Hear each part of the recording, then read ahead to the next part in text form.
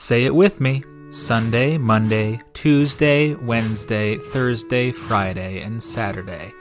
These days of the week shape the lives of billions of people around the world. But why are there 7 days in a week in the first place? If you grew up in the Western world, you probably have the idea that the week was prescribed in the Bible, specifically in the book of Genesis, where it states that God made the earth in 6 days and rested on the seventh day, hence a 7-day week. However, this biblical story is not where the week comes from. Instead, the story in Genesis is describing and giving a reason for a practice that already existed. To find where the 7-day week began, we have to go even further back, to one of the oldest civilizations in the world. Back to Babylon. Before we check in with our Babylonian friends, let's take a second to go over some of the other methods of keeping time. Most other units of time are based on astronomical phenomena. A year is how long the Earth takes to orbit the Sun, a month is how long the Moon takes to orbit the Earth, and a day is how long the Earth takes to spin once on its axis. However, the week has no such obvious astronomical phenomena to tie it to. Or does it? The first evidence of a 7-day week, or at least some sort of important 7-day cycle, is from ancient Babylon. In 2600 BC, Gudea, the priest king of Lagash, built a 7-roomed tower in celebration of a 7-day festival. The ancient Babylonians recognized the 7th, 14th, 21st, and 28th days of the month as religiously significant. Now, we don't know exactly why the Babylonians chose 7 days, but there are 3 theories that are pretty well accepted among historians. You see, the Babylonians, learning from their forefathers the Akkadians, were ardent astronomers. Even without any telescopes, they mapped the stars and followed the planets. The Babylonians were the first to identify many of the constellations that we know today, and these constellations are the basis for the first theory explaining the Babylonians' interest in the number 7. You see, in some of the most prominent constellations, like the Big Dipper, which the Babylonians called the Great Wain, or the Pleiades, which they simply called the stars, among other constellations, have 7 stars making them up. This was not lost on the Babylonians, who seem to have taken this coincidence and believed it showed a cosmological importance to the number 7. While mapping the stars and constellations, the Babylonians also identified several other heavenly bodies that didn't move like the rest of the stars. They called these bodies planets, and they're probably not the ones you're thinking of, at least not exactly. The Babylonian astronomers labeled 7 planets: the Moon, the Sun, Mercury, Venus, Mars, Jupiter, and Saturn. Keep in mind that this was thousands of years ago, and these ancient astronomers didn't have the knowledge to understand that not only are the Sun and Moon not planets, but also that the Earth is a planet.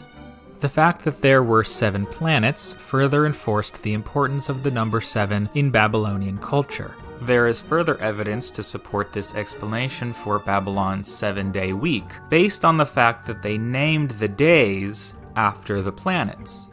The names of the planets were also the names of some of their gods, which was of course a practice carried on to the Greco-Roman world, though we'll get to that later. The last theory explaining the choice of a 7-day week is the fact that each phase of the moon happens in roughly 7 days.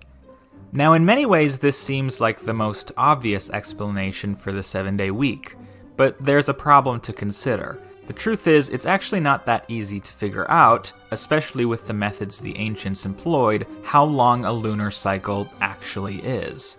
And secondly, each phase of the moon isn't quite 7 days. In some cases, it can be 8 days. To tell the truth, all of these explanations were probably responsible in part for the adoption of the 7-day week by the Babylonians. It's reasonable to assume that they observed the constellations first, then mapped the phases of the moon, and then discovered the 5 planets, and added them to a list including the sun and moon, which is where the days get their names. But hold on, that leads to another question. Where did the names of the days come from in English? Well, to answer that question, we have to look to Rome.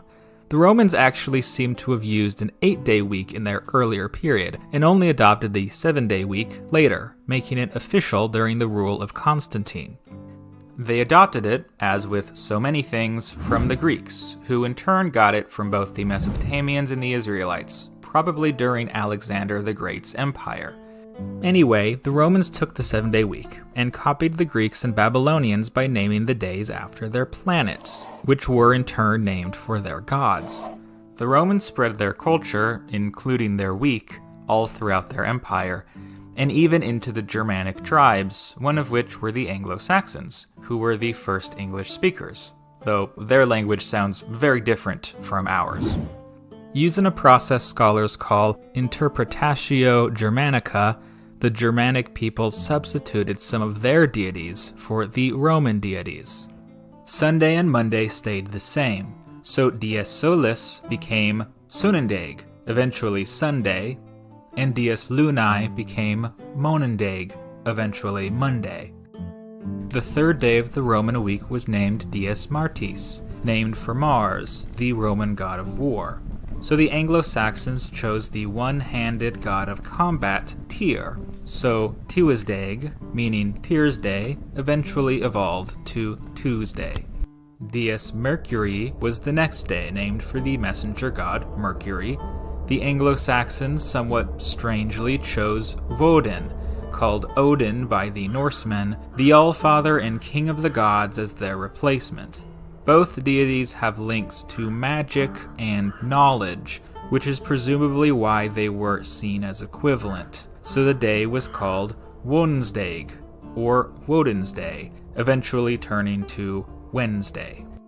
Dies Jovis is next, named for Jupiter, the king of the Olympians and god of the sky.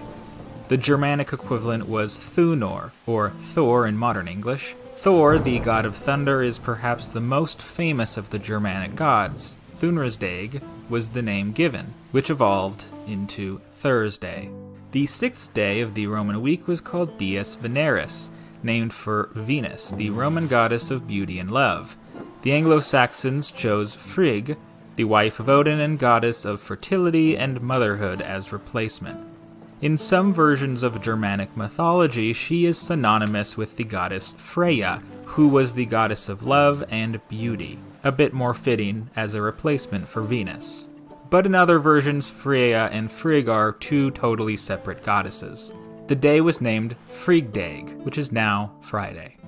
Lastly, we have Saturday, which, unlike the other days, except arguably Sunday and Monday, was kept the same, named for the Roman Titan Saturn, the old god of agriculture and father of the first Olympians.